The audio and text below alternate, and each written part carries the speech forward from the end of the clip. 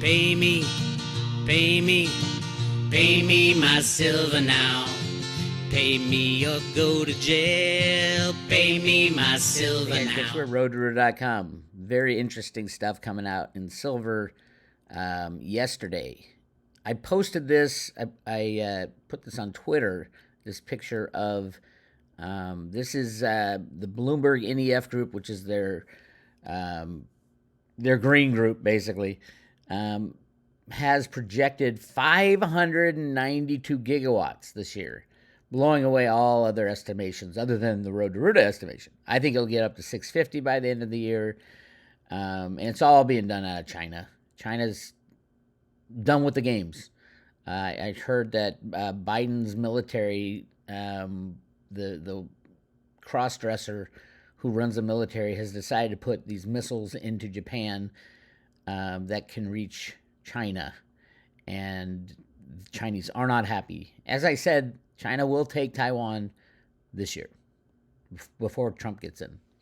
If there is an election, it'll be interesting. But this chart, this is official numbers supposedly, and Bloomberg's closer than anybody else to the official solar numbers. Now, the question on why doesn't the silver market reflect this? Why didn't last year the silver market reflect the 76% increase in solar? It's because the people in charge of the numbers, the Silver Institute, Metals Focus, and kind of Jeffrey Christian, refused to talk about the truth, how much silver is really being consumed. They got it so wrong last year, both of them. And it's embarrassing because the Metals Focus / Silver Institute had silver consumption in photovoltaics only going up 35%, when actually it went up 76%. So that's a big miss, a massive miss. They are missing again. So I added up the two, if we do hit 592, I added up the 2 years to figure out how much silver are we talking about that it's not being counted. And it comes out to, so for 2023 to 2024, solar installs increased 135%, but the official silver used only increased by 65%.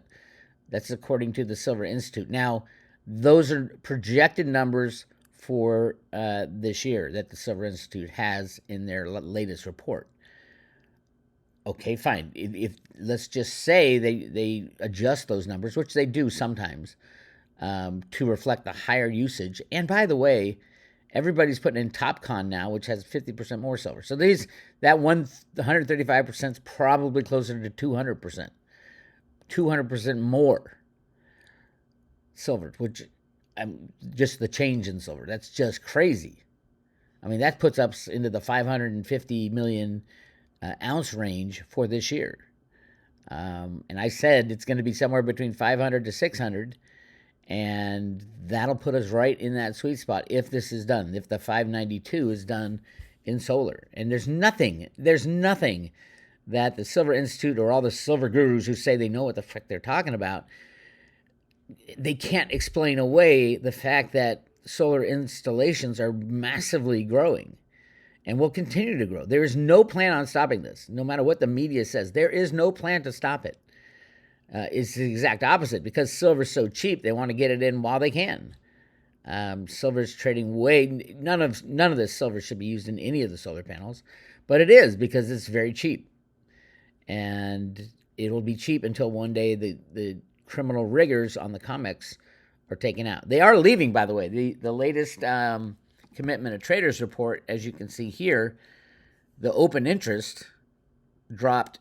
That's 10 is 50 million ounces.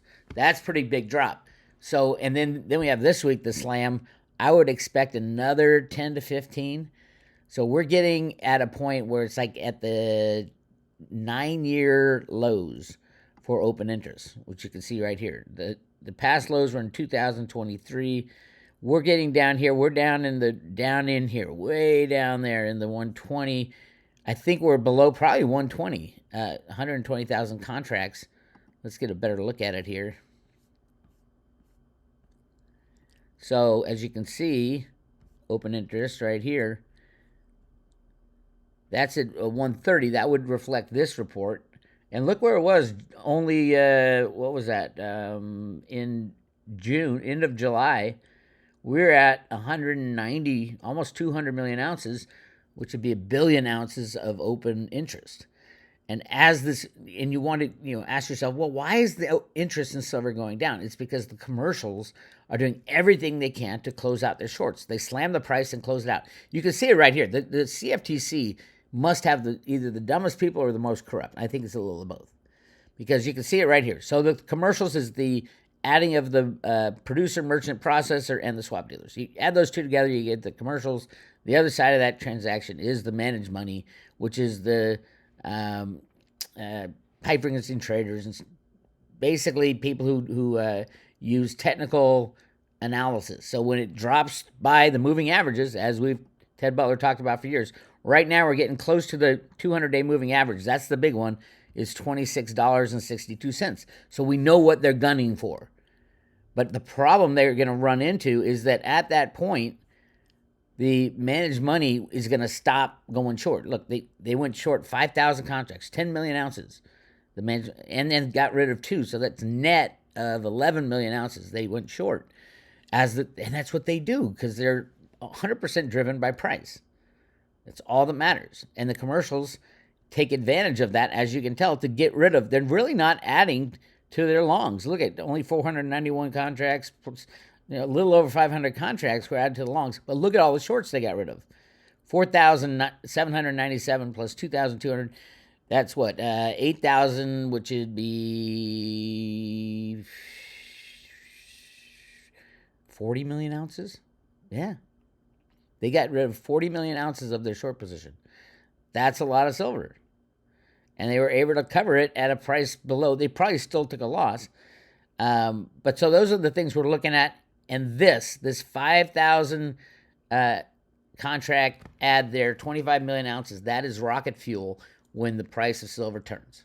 So if let's just say they get the price under 200, the 200-day moving average, the managed money will continue to go short. That's what they do. When they hit these big moving averages, they go short. Massive amount of rocket fuel for when it runs up higher again. Now, also the problem with the game is that India and China know exactly what's happening now. They're not stupid, obviously.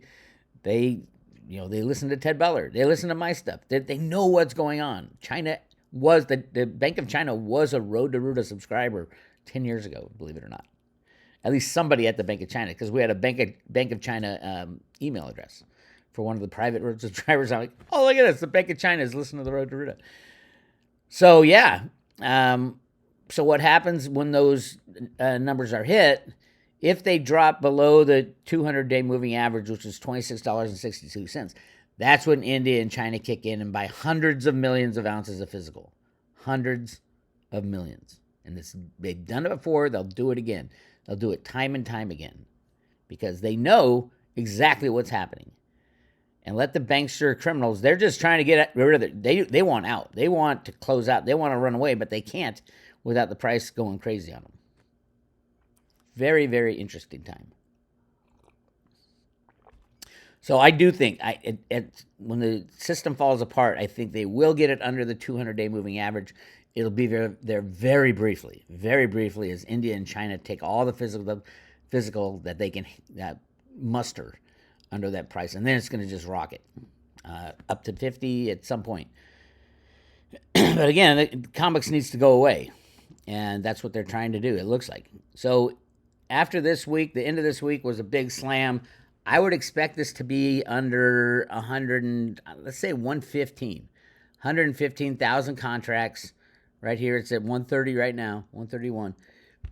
If we get under 115, that is massive. That is a massive. It would mean that the commercials have closed out just about all they can before running the other way. We will see. If it gets under 100, look out. It basically means everybody's running away from the market, because this is not silver. The Comex is not a silver market. It's got very little to do with silver. It has 100% to do with market rigging, market control, and derivatives. It's a derivative exchange. Futures and options is all that's traded on the Comex.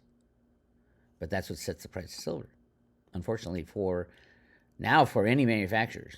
All right, a real quick look. So I talked about this briefly. Where do I get these numbers? From the Silver Institute itself, from Jeffrey Christian. Yes, I bought the two. I wanted to see if Jeff Christian changes his historical numbers too, CPM Group. They do not change their historical numbers. They just keep them low. So there's a little feather in the hat for Jeff Christian because I didn't see any changes of historical numbers, whereas the Silver Institute and Metals Focus changes all their numbers every year to make it, to massage them so that it doesn't look so drastic.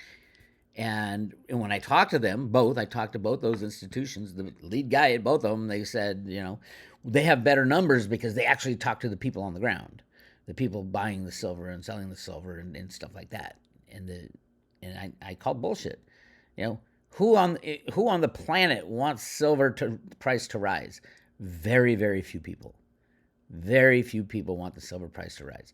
There's the silver bugs, the stackers, and then there's the mining companies. That's it. Those are the only people on the planet that want the silver price to rise. The people, everyday citizens, don't want it to rise because they'd have to pay more for their cell phone and flat screen TV. Obviously the banks don't want it to rise because they have this massive short position they can't get out of.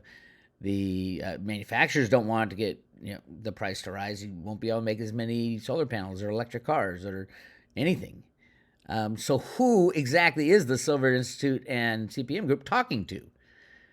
If nobody wants the price of silver to rise, why do they think their numbers, because they talk to people, are better than the actual figures of how much solar panel installations are going in? You see the problem there? The people that the Silver Institute and Metals Focus talk to are the very people who want low prices.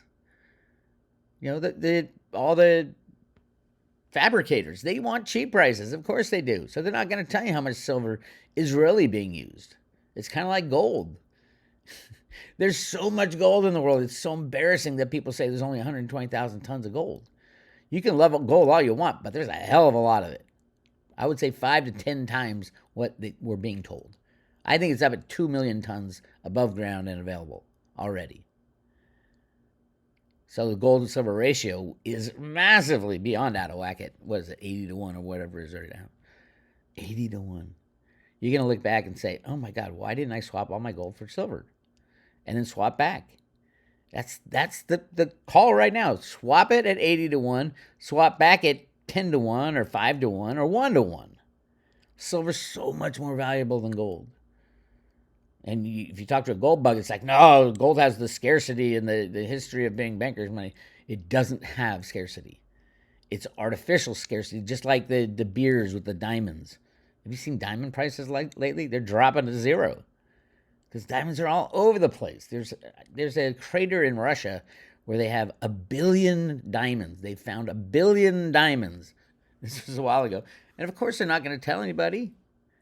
They want to sell them off. Why do you think that one of the main reasons that the diamond industry or the diamond market is crashing is that there's so many diamonds? Wait till people find out all the gold there is in the world. As for silver, yeah, there are silver mines that haven't been tapped in the United States, absolutely. But 10 years it's going to take to get a mine up and running? This game's going to be over long before. People send me these articles on Bix, the Samsung solid state battery uses 32 ounces of silver per car. That's going to change the world. I'm like, no, not a chance in hell. Not a chance in hell that can get up and running. And first of all, the silver's not even there. But to take a new technology and put it into mass production, that's a couple of years at least setting up the factory. Silver is not going to be available by the time this, if somebody in their right mind decides to mass produce these batteries, they're going to have to put 100 million, 200, 300 million into the first factory, and you need a bunch of factories if you're going to, take over the world with solid state silver batteries. It's just not going to happen. That's a lot of money to waste, and all of a sudden there's no silver. Very similar to what happens in the, like, there are ways to make solar energy with less silver. The problem is they've already built all the manufacturing facilities for TOPCon. TOPCon's going to be the number one solar panel out there, and it uses about 1.5 the amount of silver as the old.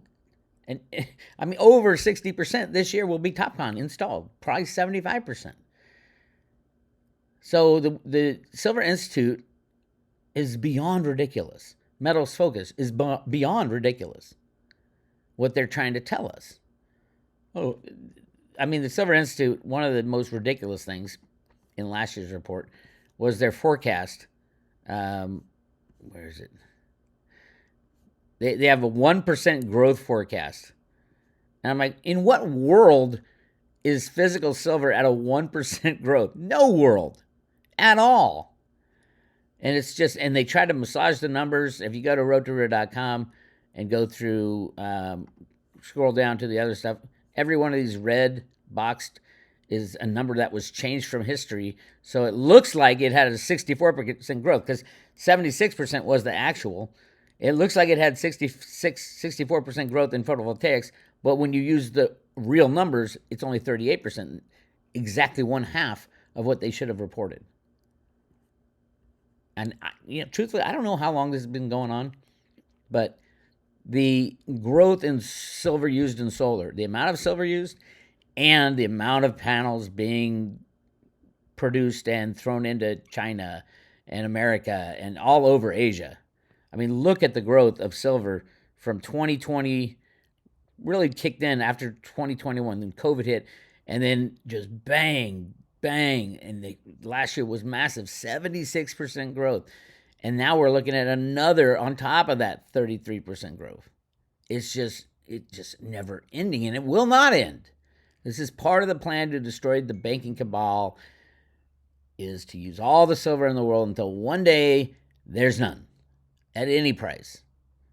And then, how much would Apple Computer pay to get silver to make their components, given that every single one of their hardware offerings would be less useful, have less efficiency without the silver?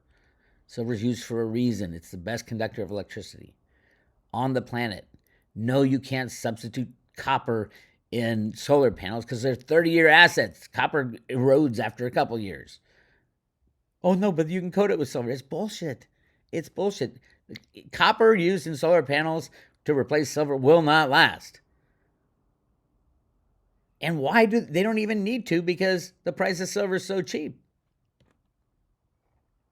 It's not the biggest cost when it comes to putting in solar panels. It's a small fraction of the cost.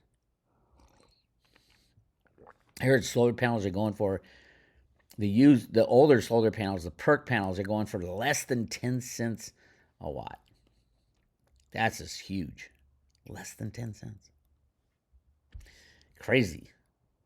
I remember that, $3 or $4 it used to be. But hey, that's the way the cookie crumbles. And where'd I get that 135%? It just go to the Silver Institute, all the world silver surveys. You can do it yourself. It's really easy math. And I was like in my head going, oh wait, that can't be right.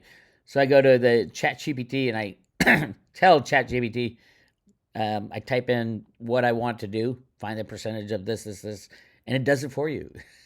There's nothing AI can't do these days, which is kind of scary if you work in a job that will be replaced by AI, like a legal job or a accounting job, or there's so many jobs that will just be replaced instantly in the blink of an eye. A government job. Elon Musk is in charge of the efficiency. He's going to be the efficiency czar under Trump. You don't think he's going to just take all those 30 million jobs that the U.S., the government currently employs, people just sitting on their hands? If you know any government employees, it's like the golden handcuffs are there. Nobody wants to leave because you're pretty much guaranteed money, and you don't have to work too hard because you're a government employee. Well, Elon's going to rip that old model apart. I would expect him to get rid of maybe 28 million of the 30. So if you work at a government job that you think, oh my God, AI could do my job in a blink of an eye, the DMV or any kind of reports on anything. I mean, it's almost anything. AI can do it better, faster, and cheaper. So get out there and get an alternate income. Absolutely. So that's how I figured that out. Those saying that the electric cars are dead, bullshit. Of course it's bullshit. More and more silver is going into electric cars too. But global EV sales up 21% in July as China reports biggest jump of 2024. BYD, which is the largest electric car manufacturer on the planet, just hit the 1 million EV sales mark for 2024 after a record-breaking August. BYD, this is the car company. It's like Tesla for China and Asia, and they're shipping their cars everywhere now. And Elon sells his cars in China too. It's huge in China. It's massive. They don't. China doesn't have a lot of oil other than what they buy or get their hands on. Why not go electric? You throw in all the electric solar panels and have electric cars. You don't have to worry about the pollution factor. After selling another 145,627 electric vehicles last month, BYD has now sold over 1 million EV sales. BYD reported August sales numbers showing a record 373,000 new energy vehicles and EVs sold, including plug-in hybrids, which are big these days. With over 373 vehicles sold last month, BYD topped its previous record of 342.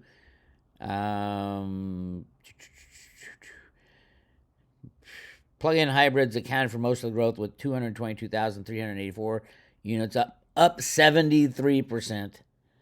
August marks BYD's sixth consecutive record plug-in hybrid sales month. BYD has now sold over 1.3 million plug-in hybrid EVs through August 24, up 43% from the roughly 886,000 sold last year.